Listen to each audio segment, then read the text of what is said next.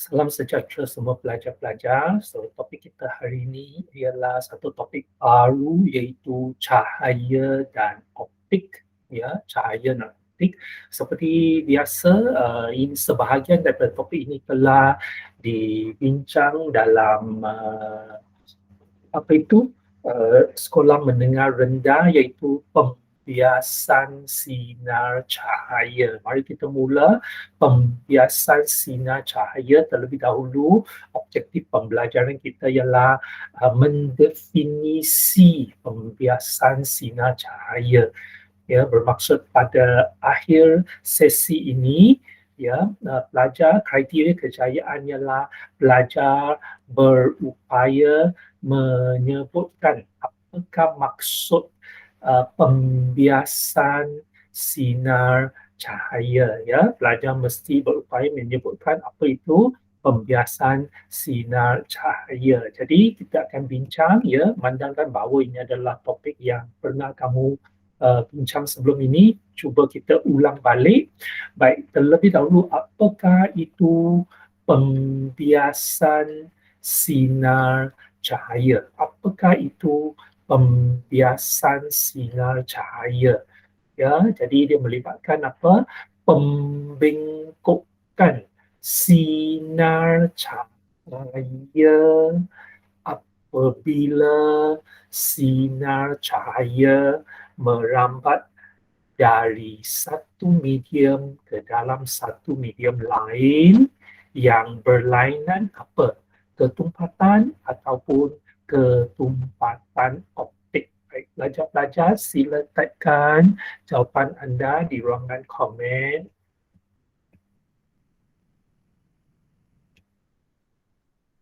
Pembengkokan sinar cahaya apabila sinar cahaya merambat dari satu medium ke dalam satu medium lain.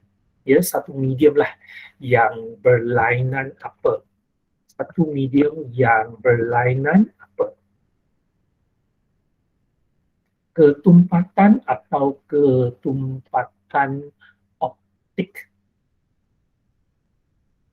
Baik, kasih ada jawapan Lei Kuan, Ting Wei Kuan, Cindy, Adelina, Winsan, Hidayah, Ching En, Zihong, Khairunisa, Yuting, Yong Hao, Yan Lin, Ziqing, Entong, Tai Xin, Wen Xuan, Qi Yuan. Baik, semua jawapan betul, iaitu, ya, apabila kita bincang tentang cahaya, ya, bidang tersebut dinamakan sebagai bidang optik. Ya, kalau kita bincang tentang haba, bidang tersebut dikatakan bidang terma. Ya, kalau kita bincang tentang elektrik, ya, bidang elektrik lah. Ya, jadi ini adalah bidang tentang cahaya, maka optik. Jadi ketumpatan tersebut adalah dari aspek optik. Ketumpatan optik, bukannya ketumpatan biasa, ya, fizikal biasa itu, ya, yang mana ketumpatan sama jisim bahagi isi padu, bukan yang itu. Ya, ketumpatan optik lain. Nah, sebelum kita teruskan di sini, ya, perhatikan bahawa topik ini mengapa tidak dibincang bersama-sama dengan topik gelombang sebelum ini. Ya, sebab sebelum ini pun kita ada bincang dalam topik gelombang tentang apa itu interference cahaya, gelombang cahaya, pembelauan gelombang cahaya. Ya, tetapi dalam topik itu kita tidak begitu fokus kepada pantulan dan pembiasan. Ya, ia lebih tertumpu kepada uh, uh, aspek gelombang, ya, walaupun gelombang juga dipantulkan, gelombang cahaya juga dipantulkan, gelombang cahaya sudah juga dibiaskan. Tetapi lebih banyak perbincangan tentang cahaya di topik ini sebab dia menggunakan satu teori yang lain. Ya, kamu perlu sedar bahawa sains bukan satu yang statik di situ. Dia sentiasa berubah-ubah. Ada teori yang baru, Ya, sering kali ada teori yang baru berkaitan dengan sesuatu yang sama itulah. Ya, misalnya dalam kes cahaya, ya, memanglah ada saintis yang menyatakan bahawa dia adalah gelombang, dia terdiri daripada gelombang. Tetapi dalam topik ini dia pula memakai satu teori, ya, satu pandangan yang lain. Ya, sama seperti kamu gambarkan situasi kamu di sekolah semasa kamu bergerak dari satu tempat ke tempat yang lain, semasa kamu beratur di dewan, satu belajar demi satu dalam satu barisan. Jadi semasa, ya, kamu bergerak dari dewan balik ke kelas, kamu dikehendaki bergerak dalam keadaan teratur satu demi satu, ya, mengikut lintasan lurus macam itu. Jadi itu adalah idea yang satu lagi. Ya, dalam topik ini sebenarnya kita katakan cahaya itu terdiri daripada unit-unit macam itu, satu demi satu. Jadi bila cahaya bergerak dari satu tempat ke tempat yang lain, dia bergerak satu unit demi satu unit. Dan itulah sebabnya dia membentuk satu sinar cahaya. Macam pelajar-pelajar beratur satu demi satu, ya, bergerak menuju ke bilik belajar. Macam itulah maksudnya. Okey, jadi perlu sedar, ya, mengapa kita belajar topik yang berbeza walaupun benda yang sama. Ya, jadi di sini pembengkokan, saya gunakan istilah sinar cahaya, ya, bukan pembengkokan gelombang cahaya, ya, pembengkokan sinar cahaya. Okey, jadi apabila dia bergerak daripada satu medium ke medium yang lain yang berbeza kecepatan optik. Baik, kemudian mengapa pula kalau dia bergerak dari satu medium ke medium lain yang berbeza kecepatan optik, pembiasan berlaku. Jadi di sini kita ada pembiasan sinar cahaya disebabkan oleh perubahan apa? Sinar cahaya apabila memasuki medium yang berlainan. Jadi cuba buat pilihan. Adakah dia perubahan dari segi laju ataupun perbezaan dari segi laju? Ya, Ziqing kata jawapan yang dua. Aslina ada Kai Xin, Wing Shan, Kasi Chin En, Lei Guan En Dong Shen, Wei Guan Yong Hao, Hidayah, Karunisa Yen Lin, Xin Yi Yu Tik, Baik Se Hong, Alia Nabila. Okey, baik, jadi di sini, ya, kita dapati bahawa pembiasan berlaku sebab berlaku apabila sinar cahaya bergerak dari satu medium ke medium yang lain, berlaku perubahan laju. Perubahan laju. Lajunya berubah, begitu juga dengan halanya. Ya, ada kala ada satu kes khas yang mana tidaklah, ya, tetapi secara umum ialah perubahan dari segi laju dan juga hala. Okay, sinar cahaya mengalami perubahan dari segi laju dan juga hala. Itulah sebabnya kita dapat lihat, iaitu pembengkokan sinar cahaya bila dia bergerak dari satu medium ke medium yang lain. Baik, itulah maksudnya, ya, yang kita nak sebutkan tentang definisi pembiasan sinar cahaya. Ya, iaitu pembengkokan sinar cahaya bila dia berlaku apabila dia memasuki medium yang berbeza ketepatan. Mengapa dia berlaku? Sebab telah berlaku perubahan laju. Baik, itu bahagian pertama. Kita beralih ke bahagian yang kedua pula. Bahagian yang kedua.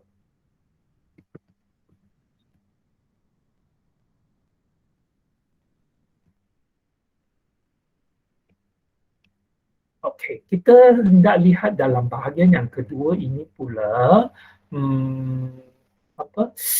kita cuba kaitkan, ya, okey, kita cuba kaitkan perubahan arah sinar cahaya dengan ketumpatan optik. Jadi di sini objektif pembelajaran kita ialah mengaitkan perubahan arah sinar cahaya dengan ketumpatan optik medium itu. Ya, medium yang dilalui oleh sinar cahaya tersebut. Baik, jadi kita lihat ya kriteria kejayaan, akhirnya kamu mesti sebutkan ya, boleh sebutkan perhubungan di antara kedua-duanya ya. Perubahan arah ikut ketumpatan optik medium yang dimasuki. Baik, cuba kita lihat raja ini. Raja ini saya telah melukis satu garis hitam ini. Garis hitam ini. Garis hitam ini mewakili sempadan. Sempadan. Okay, sempadan di antara satu medium yang ketumpatan optik lebih rendah, lebih kecil, okay, dengan satu lagi medium yang lain yang medium ketumpatan optik lebih besar. Ya, jadi ada dua medium di sini. Ini adalah sempadan di antara kedua-dua medium. Di sini ketumpatan optik lebih rendah, di sini ketumpatan optik lebih tinggi. Kemudian ada satu sinar cahaya. Okey, ada satu sinar cahaya. Jadi pelajar-pelajar perlu sedar bahawa di dalam topik ini kita gunakan anak panah untuk mewakili sinar cahaya. Okey, anak panah. Dan bila dia jatuh pada kedudukan ini, maka kita boleh lukislah satu garis normal. Garis putus-putus yang biru ini kita panggil garis normal. Kalau kita lukis sinar cahaya jatuh pada kedudukan ini, maka garis normal patutlah dilukis di sini. Dan peraturan di dalam topik ini ialah ada peraturan. Ingat baik-baik, ada benda-benda tertentu yang kita katakan sebagai nyata. Nyata bermaksud benar. Ya, benar-benar ada di situ. Ya, ada benda yang dikatakan sebagai maya, ya, ataupun hanya diimajinasikan sahaja. Dia bukannya benda yang betul-betul ada. Jadi untuk kes ini, bila kita lukis, kita mesti bezakan di antara benda yang betul-betul ada dengan dengan benda yang kita imajinasikan sahaja. Misalnya, sempadan garis hitam ini sempadan di antara dua medium. Ini medium yang ketumpatan optik lebih kecil, lebih rendah, dan bawah ini medium yang ketumpatan optik lebih besar. Jadi memang sempadan ini memang wujud mengasingkan kedua-duanya. Memang ada sempadan. Jadi saya lukiskan garis lengkap. Sinar cahaya ini juga memang wujud betul-betul ada. Okey, mengikut topik inilah. Jadi saya juga lukiskan garis lengkap. Tetapi garis normal ini ialah garis yang diimajinasikan. Apa maksudnya garis normal? Garis normal bermaksud dia serenjang dengan sempadan. Dia 90 darjah dengan sempadan. Ya, jadi dalam kes ini saya mesti lukiskannya sebagai garis putus-putus. Ya, sebab di dalam topik ini banyak gambar raja yang kamu perlu lukis dan kamu mesti pastikan kamu lukis dengan garis putus-putus ataupun garis lengkap dengan betul. Bukan sebarangan sebab idea ni sudah salah kalau kamu lukis sebarangan. Okey, jadi kalau sinar cahaya jatuh pada kedudukan ini, maka saya gambarkan bahawa ada satu garis normal di sini. Okey, jadi dia boleh kita katakan fleksibel lah, boleh kita ubah kedudukannya. Kemudian bila dia memasuki medium yang lebih tumpat, apakah yang kamu jangkakan? Yang kamu sudah belajar. Ini ialah arah asalnya. Ini ialah arah asalnya. Adakah sinar cahaya itu mengekalkannya arah asal ataupun dia akan pergi ke sini ataupun dia akan pergi ke sini pula. Jadi ada tiga pilihan di sini. Ada tiga pilihan di sini. Pilihan satu, dia bengkok ke sini lebih dekat kepada sempadan, okey, ataupun lebih jauh dari normal. Sebab ini adalah garis normal. Ini adalah arah asalnya. Kalau macam ini, yang ini pertama ini dia lebih jauh dari normal. Okey, yang ini lebih jauh dari normal. Ini adalah arah asal. Yang ini pula lebih dekat kepada normal. Jadi pada pandangan anda, pilihan garis yang mana adalah betul? Satu, dua, atau tiga? Pilihkan jawapan anda ya sekarang. Satu, dua, atau tiga? Ya, Lina, kasih Lei Guan, Zicing, Qing En, Ming San, Xin Yi, En Dong, Sophia, 还有 Nisa, Ming Jun, Qi Yuan, Qi Yang, Hidayah, Yu Ting, Wei Ting, Yan Lin, Yan Nabilah, Wen Xuan, Kai Xin, Zi Hong Ai.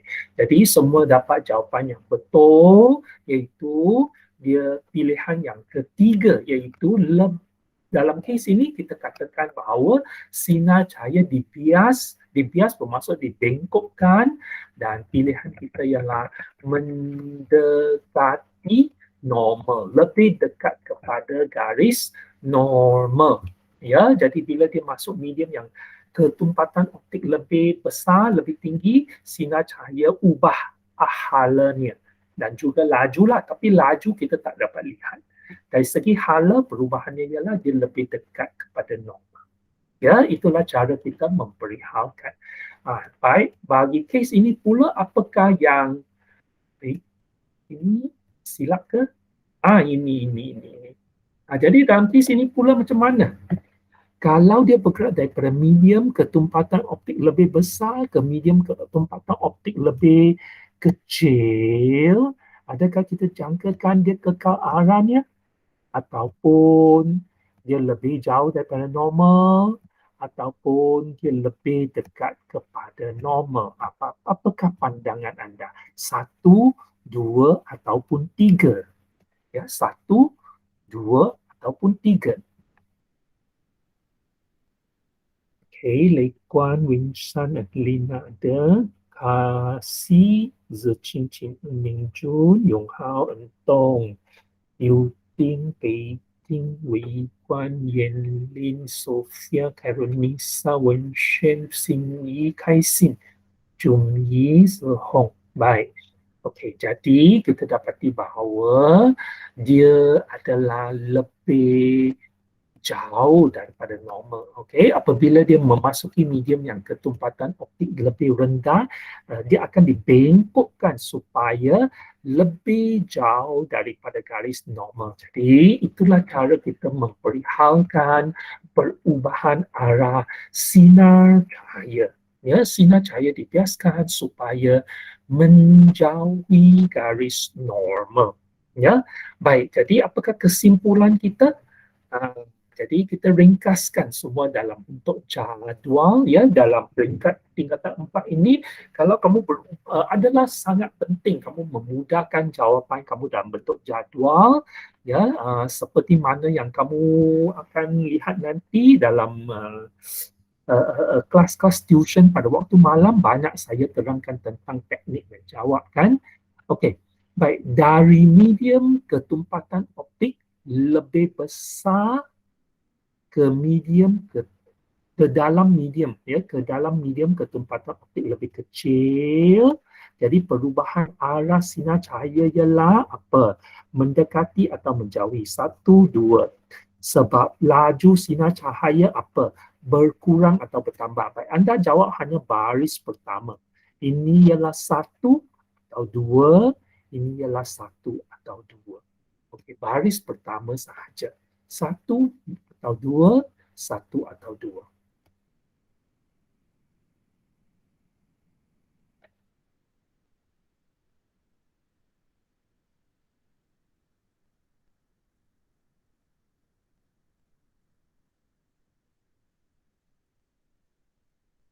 Okey, Lei Guan satu satu, Pei Ting dua dua, Kasih dua dua, Kai Xin dua dua, Wen Xuan dua dua, Xin Yi, Jing En, Qi Yun, Wing Shan, Ming Jun, Athena, Wei Guan, Zi Qing, Yu Ting, Hidayah, Jun Yi, Yan Li, Zi Hong, En Tong, Qi Yang. Yang Nabila, ya, Hadira tak hadir ke hari ini? Okey, baik. Jadi kita Ada? Karunis adakah? Okey, jadi di sini jawapannya lah kalau dia masuk medium yang ketupatan optik lebih kecil, ketupatan optik lebih kecil, sebenarnya dia menjauhi normal ya. Okey, menjauhi normal sebab laju telah bertambah. Laju telah bertambah ya, Lee Kuan. Okey, mungkin Lee Kuan salah baca ya. Manakala bila dia bergerak dari medium ketupatan optik lebih kecil ke medium ketupatan optik lebih besar, maka kita dapati bahawa dia akan menjauhi normal. Okey, dia akan menjauh, mendekati normal. Masuki medium yang ketupatan optik lebih besar, mendekati normal. Memasuki medium yang ketupatan lebih kecil, optik lebih kecil, menjauhi normal. Menjauhi normal bermaksud lajunya bertambah. Tetapi kalau dia mendekati normal, ini bermaksud lajunya telah berkurang. Lajunya telah berkurang ya. Syabas ya. Kebanyakan anda dapat jawapan yang betul. Jadi cuba kita lihat balik apa yang kita perlu capai. Mengaitkan perubahan arah sinar cahaya dengan ketumpatan optik. Ya. Jadi ringkasannya di sini sekali lagi, kalau masuk medium ketumpatan optik lebih kecil, dia akan menjauhi normal sebab laju bertambah. Manakala kalau masuk medium ketumpatan optik lebih besar, dia akan mendekati normal sebab lajunya telah berkurang. Okey? Itulah kriteria kejayaan bahagian yang kedua. Ya, apa-apa pertanyaan boleh kemukakan, boleh buka mic dan cakap ataupun type dalam bahagian chat pun boleh. Bahagian yang ketiga.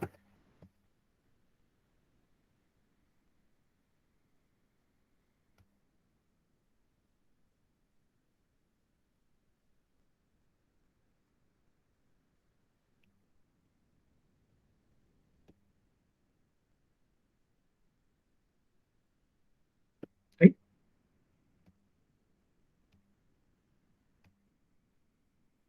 Okay. Bahagian yang ketiga pula kita sambung apa yang kita perlu capai di sini. Ya, masih di bawah topik pembiasan sinar cahaya, tetapi kali ini kita hendak mendefinisi indeks biasan. Mendefinisi indeks biasan. Apakah maksudnya indeks biasan? Ya, jadi perkara-perkara yang mudah kan semua ini. Jadi selepas ini pelajar mesti boleh sebutkan ya maksud indeks biasan. Baik, cuba kita lihat pada sebelum ini apa yang kamu telah belajar. Indeks biasan. Apakah itu indeks biasan? Indeks biasan merupakan satu nisbah bagi laju cahaya. Nisbah, bahagi di sini nisbah. Jadi laju cahaya dalam apa dibahagi dengan laju cahaya dalam apa. Jadi di sini cikgu berikan dua pilihan. Yang pertama ini ialah medium atau vacuum. Yang kedua ini ialah medium atau vacuum. Jadi tekan medium M, vacuum V. Jadi yang pertama ialah M atau V. Yang kedua ialah M atau V. Ya, jadi takrif untuk indeks biasan.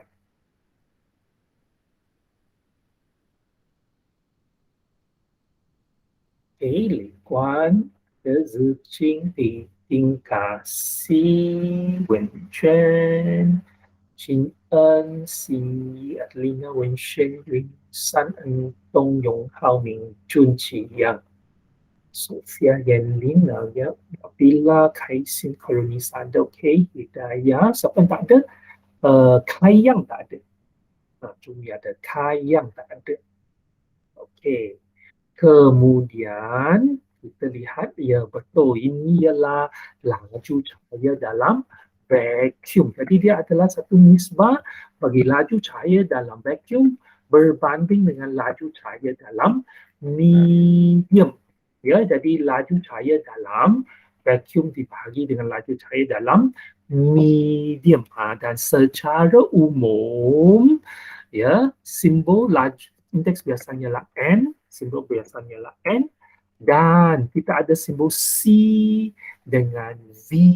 Jadi dalam kes ini, jikalau kita telah membuat pilihan bahawa indeks biasan ditakrifkan sebagai perbandingan sinar cahaya dalam vacuum berbanding dengan lajunya di dalam medium, jadi pilihan yang pertama ialah rumus yang dipilih, ya, untuk menghubungkaitkan ataupun menulis, ya, sin indeks biasan berkaitan dengan laju cahaya.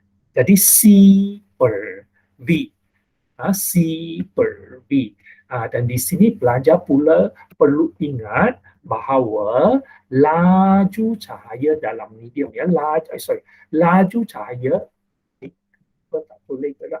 Laju cahaya dalam, laju cahaya dalam vacuum ialah 3 darab 10 kuasa 8 meter sesaat, kan? Okey, 3 darab 10 kuasa 8 meter sesaat. Okey, 3 darab 10 kuasa 8 meter sesaat. Ya, okey, baik. Jadi N sama dengan C per V ialah takrif untuk indeks biasan. Tetapi apakah maksud indeks biasan sebenarnya? Jadi di sini ada dua pilihan. Adakah dia menunjukkan keupayaan? Indeks biasan merupakan ciri, ya, kamu perlu sedar. Indeks biasan ialah ciri bagi sesuatu medium itu. Setiap bahan ada indeks biasannya sendiri. Indeks biasan bagi vacuum ialah 1, indeks biasan bagi minyak zaitun ialah 1.46 per spek 1.50. Jadi setiap bahan ada indeks biasannya yang tersendiri. Okey, dan di sini tengok tak ada unit. Tak ada unit. Sebab dari segi unit, di sini laju dibahagi dengan laju, fizik, kuantiti fizik, maka unit laju sudah batal. Jadi tak ada unit untuk indeks biasan. Tetapi apakah sebenarnya maksud indeks biasan tersebut? Jadi adakah dia menunjukkan keupayaan medium mengekalkan sinar cahaya? Mengekalkan sinar cahaya bermaksud sebagai garis lurus. Ya, sebagai garis lurus. Mengekalkan sinar cahaya sebagai garis lurus, ataupun dia menunjukkan keupayaan medium itu untuk membengkokkan sinar cahaya. Pada pandangan anda, indeks biasan memberitahu anda maklumat apa? Memberikan maklumat ataupun indikasi satu atau dua.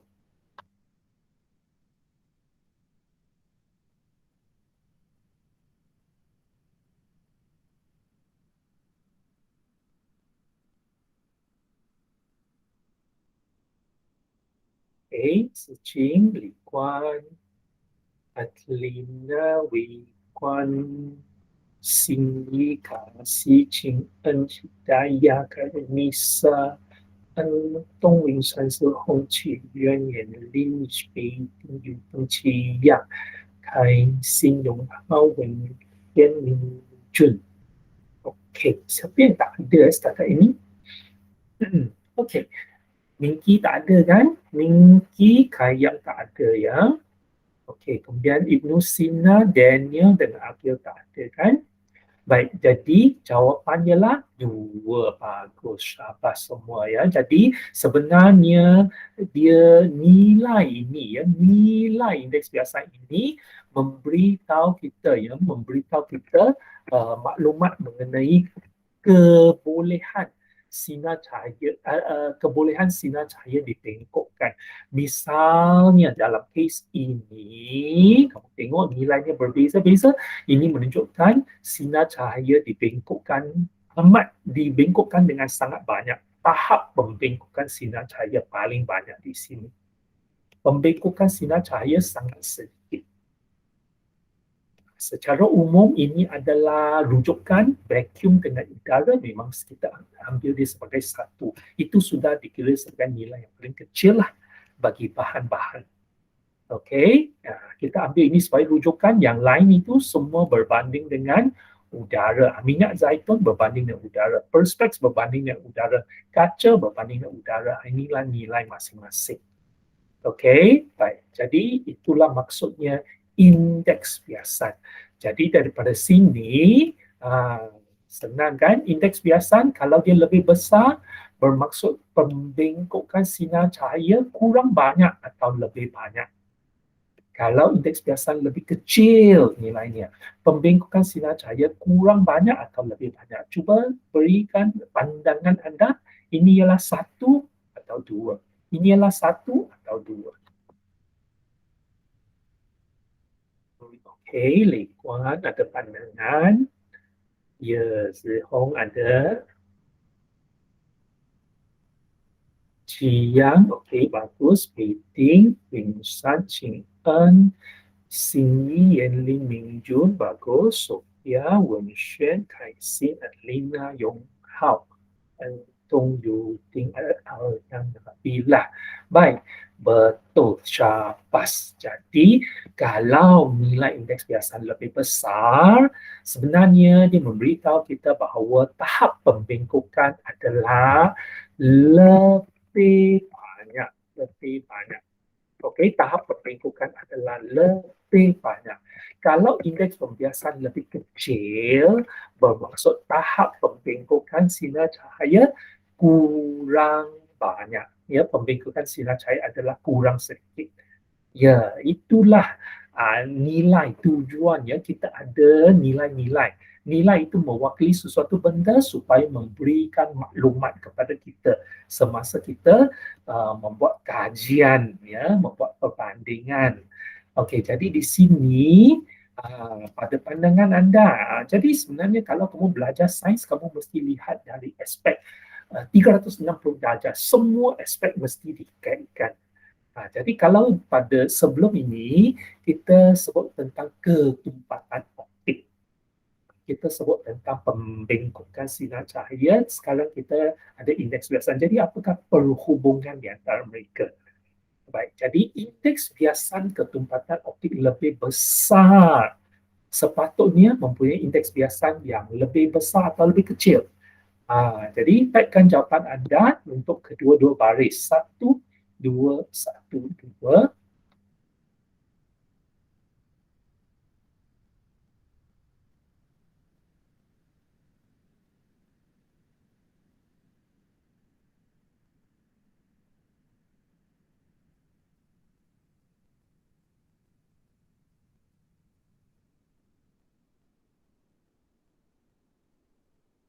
Okay, Alina ada jawapan, Lei Kuan ada, bagus.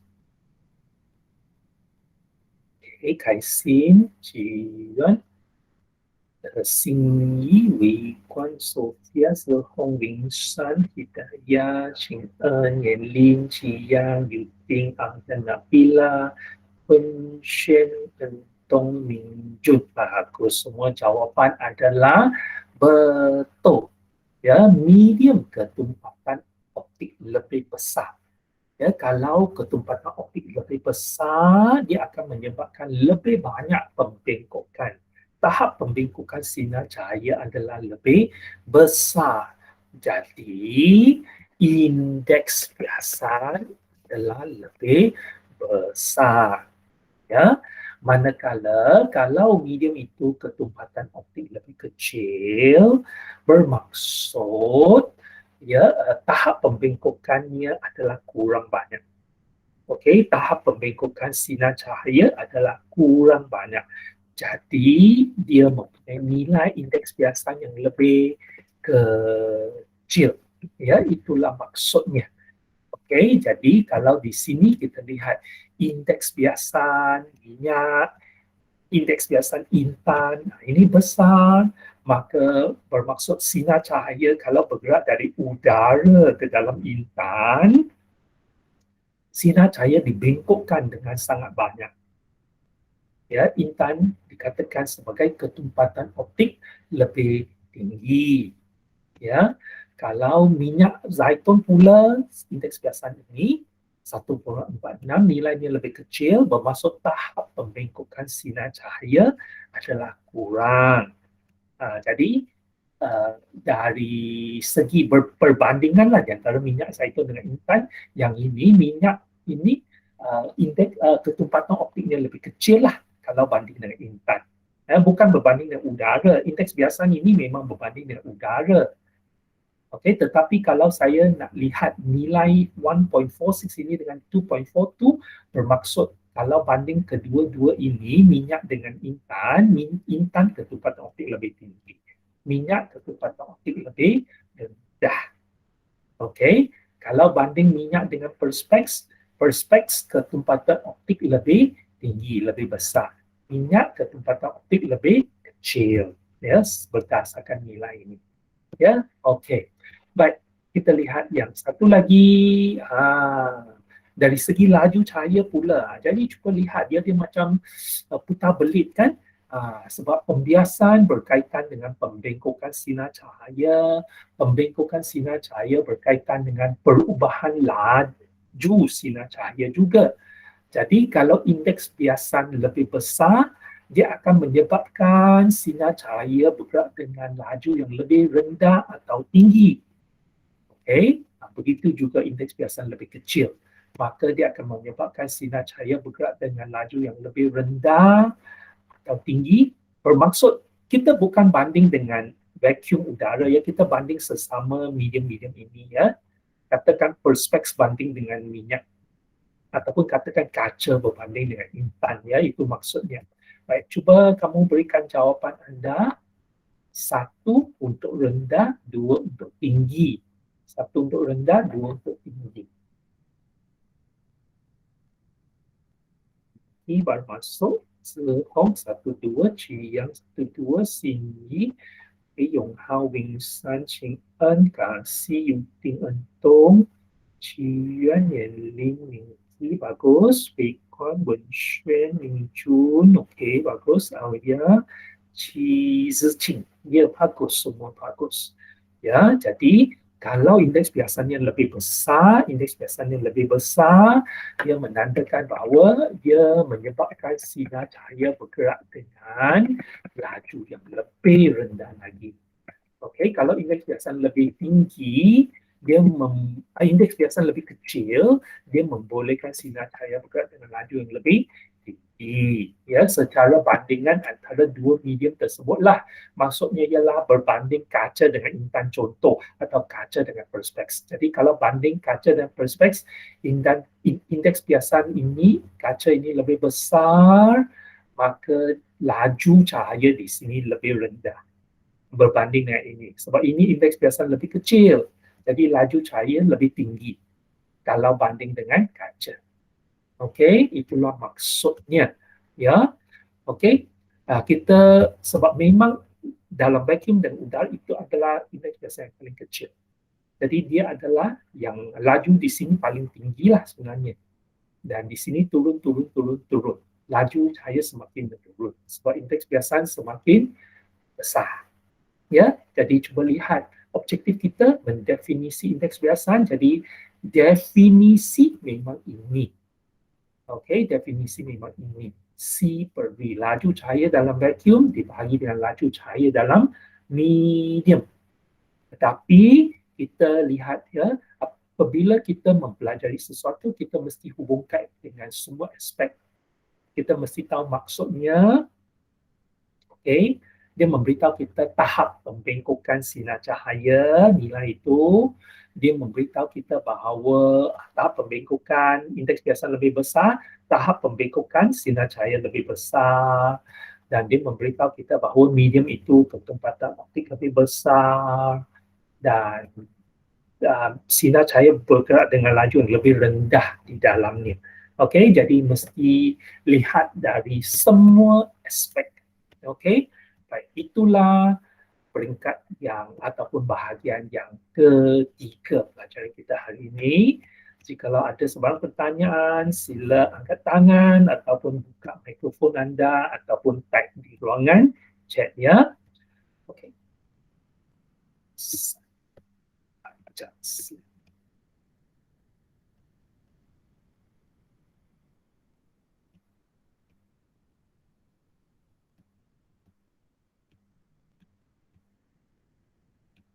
Baik.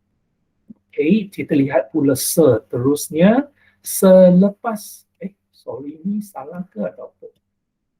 Mendefinisi. Oh, no, no, no, no. Okey. Di sini ialah pembiasan sinar cahaya tetapi objektif pembelajarannya ialah uh, bukan mendefinisi expression tetapi melabel radar sinar cahaya.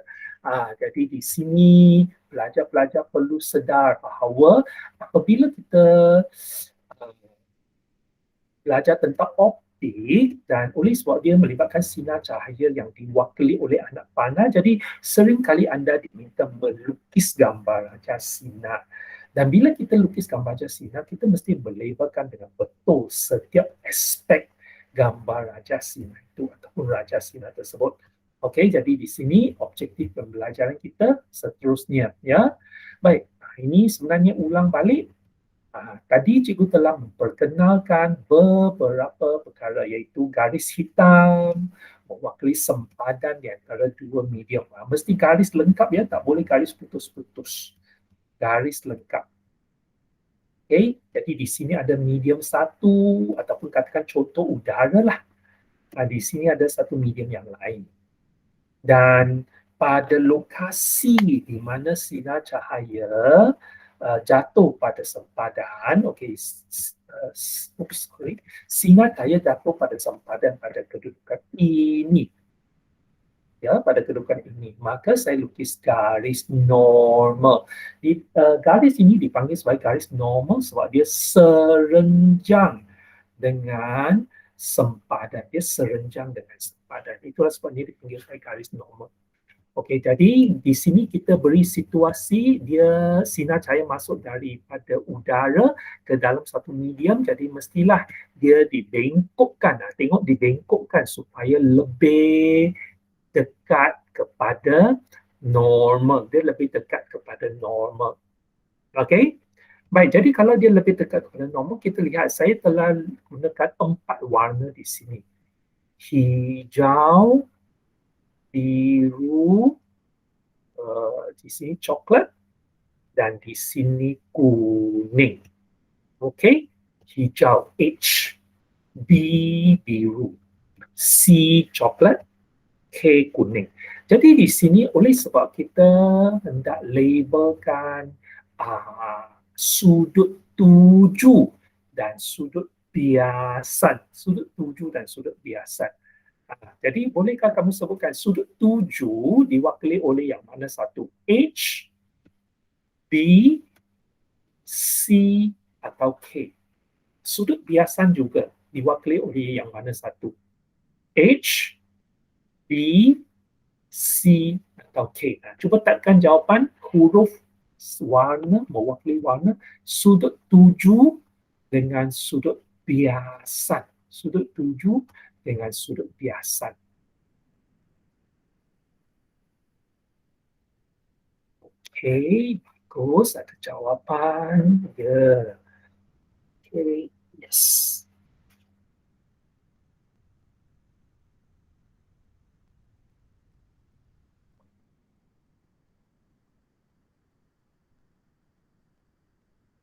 Okey, bagus. Semua jawapan betul. Semua jawapan betul. Bagus.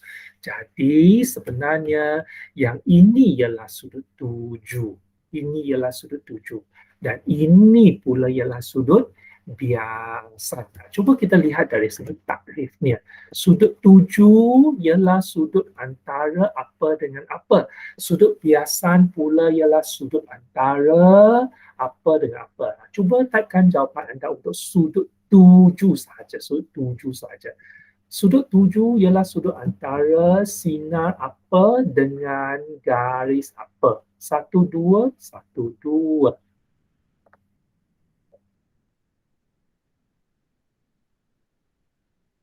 Okey, kasih ada jawapan. Bagus, Lekuan sudah jawab. Nisa, Ciyang. Adlina ada tak ya? Adlina tadi macam nampak ada. Okey, hanya Alia dia tak ada. Okey, Kayang pun tak ada.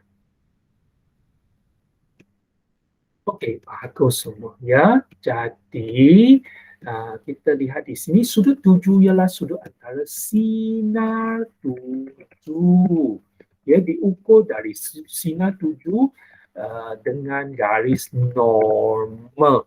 Manakala sudut biasan pula diukur dari sudut biasan sehingga ke garis normal. Ya, bagus. Itulah sebabnya kita katakan bahawa ini ialah sudut 7, yang hijau ini, yang coklat ini ialah sudut biasan.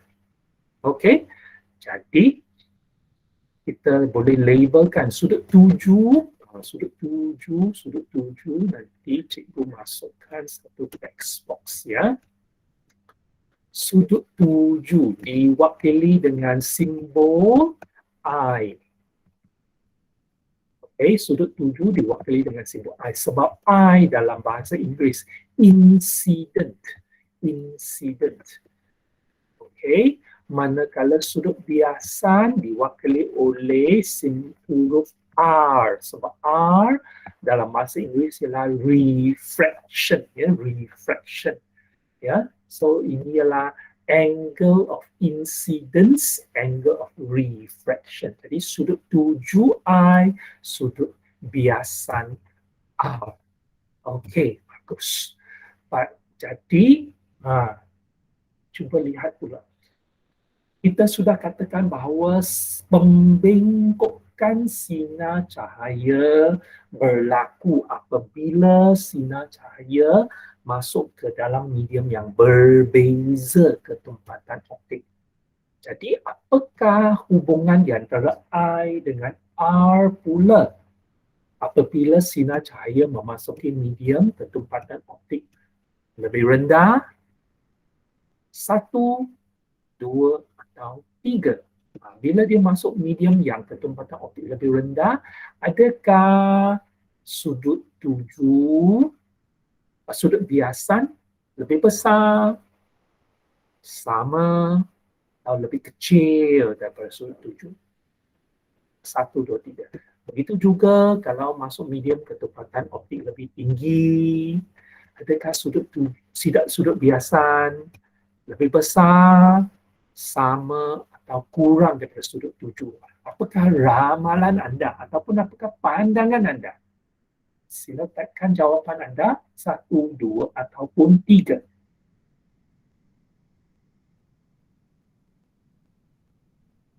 1, 3.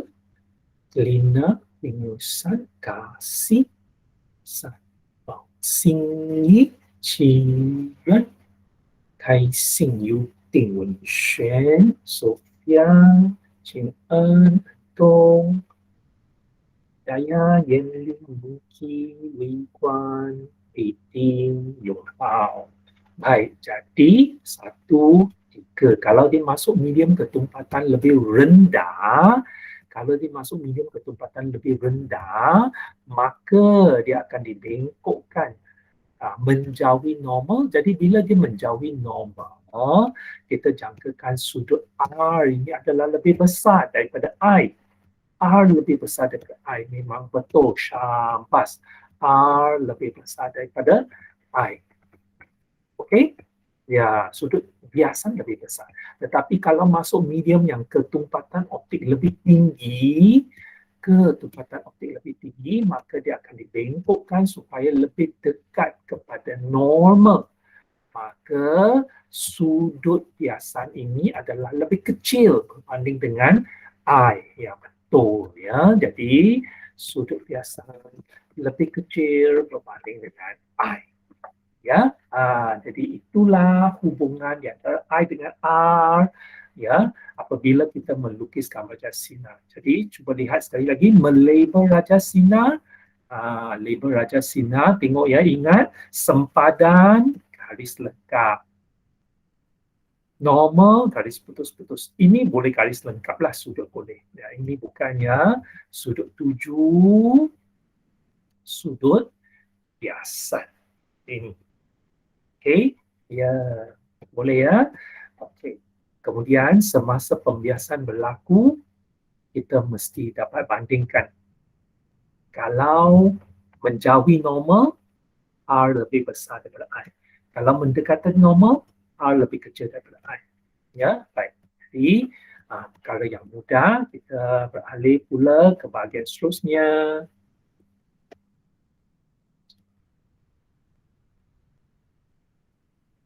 Okey. Jadi, seterusnya, ini satu perkara yang baru.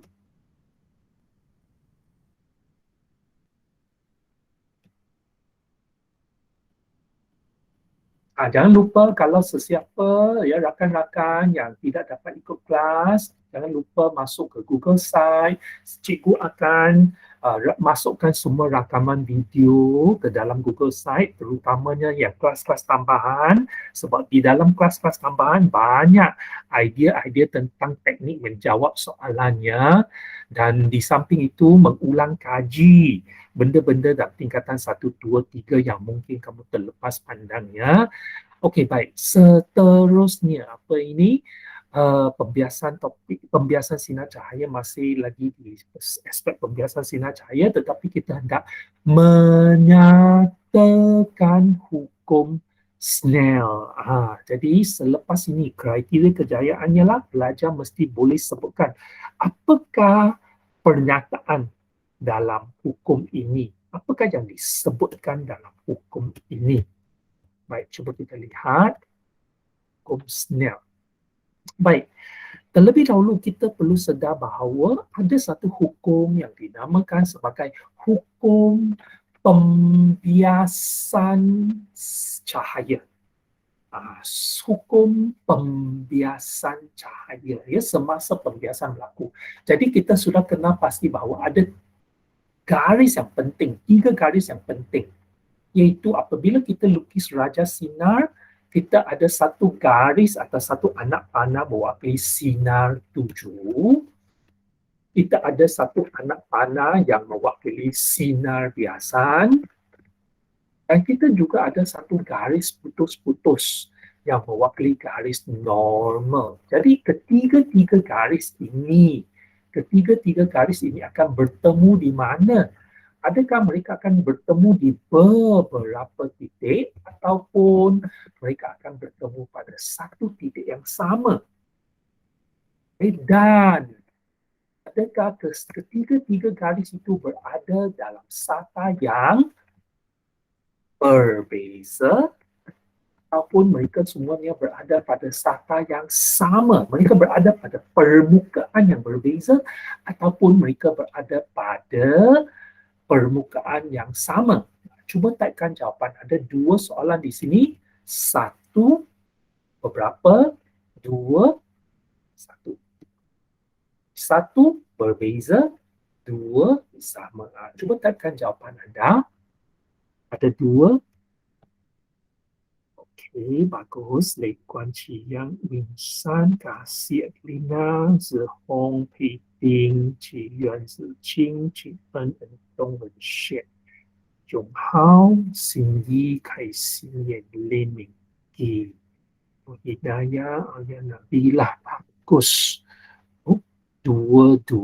Jadi mereka semuanya bertemu di satu titik yang sama, ya, bertemu di titik yang sama. Okey, itu sebabnya tadi kalau kamu tengok gambar aja yang cikgu lukis, ya, sinar 7, kemudian garis normal, kemudian saya lukis sinar biasa. Kesemuanya bersentuhan pada titik yang sama, satu titik yang sama. Dan ketiga-tiganya dilukis pada permukaan yang sama. Macam kamu lukis satu raja sinar di atas kertas. Kertas itulah satah. Ketiga-tiganya berada. Okey? Itulah hukum pembiasan cahaya. Pernyataan, uh, kalau soalan katakan, nyatakan hukum pembiasan cahaya, inilah pernyataannya. Tetapi dalam hukum pembiasan cahaya, inilah yang cikgu terangkan tadilah. Tengok garis ini, sinar cahaya, garis normal, dan sinar biasa. Jadi semuanya bertemu di satu titik sahaja. Okey, ketiga-tiga garis ini. Satu, dua, tiga. Yang merah, biru dengan yang merah jambu. Bertemu pada titik yang sama. Dan ketiga-tiga garis ini berada pada permukaan yang sama. Okey. Baik, kemudian hukum pembiasan cahaya juga ada satu lagi pernyataan yang kedua. Pernyataan yang kedua ini hukum pembiasan cahaya. Ini ayat yang pertama. Ini ialah ayat yang kedua. Dan ayat yang kedua itu juga dinamakan sebagai hukum Snell. Hukum Snell. Adakah kamu sudah belajar hukum Snell? Ayat yang pertama ke ayat yang kedua adalah hukum Snell sebenarnya.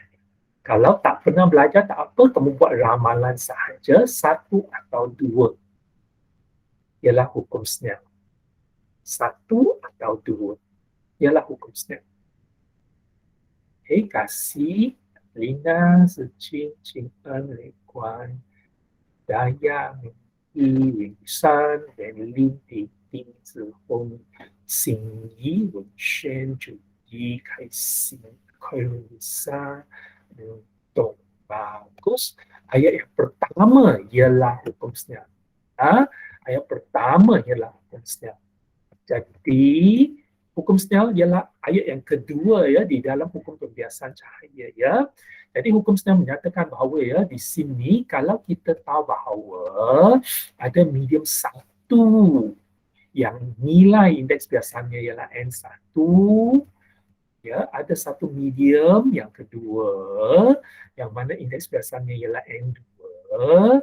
Kalau dia sinar cahaya jatuh pada sempadan dengan sudut tuju theta 1 dan dibiaskan dalam medium 2 dengan sudut theta 2, maka sudut tuju, sudut biasan dan indeks biasan juga boleh dihubungkan dengan pernyataan ini.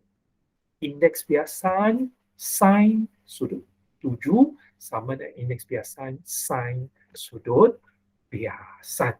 Okey, N1 sin theta 1 sama dengan N2 sin theta 2. Okey, jadi itulah hukum Snell. Dan seterusnya, kalau ditulis semula, apakah bentuknya pula? Ya, hukum Snell ialah N1 sin theta 1 sama dengan N2 sin theta 2. Jadi daripada situ, pilih pernyataan yang betul. Yang pertama betul atau yang kedua betul. Satu ini betul atau yang dua ini betul.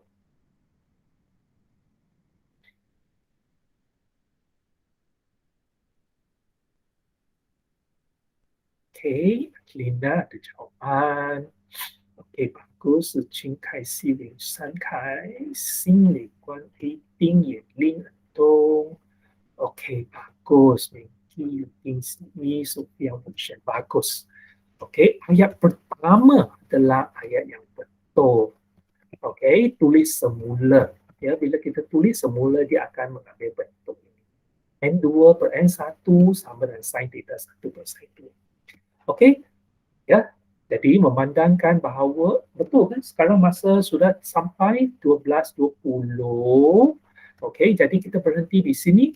Okey, pelajaran kita setakat ini menyatakan hukum Snell sampai ke peringkat sini. Okey, N1 sin theta 1 sama dengan N2 sin theta 2 dan ditulis semula dalam bentuk ini. Okey, baik, itu sahaja pelajaran kita hari ini. Terima kasih kepada semua pelajar sebab menghadiri kelas. Jangan lupa isi kehadiran ya. Okey. Baik, jaga kesihatan baik-baik ya. Okey. Terima kasih semua.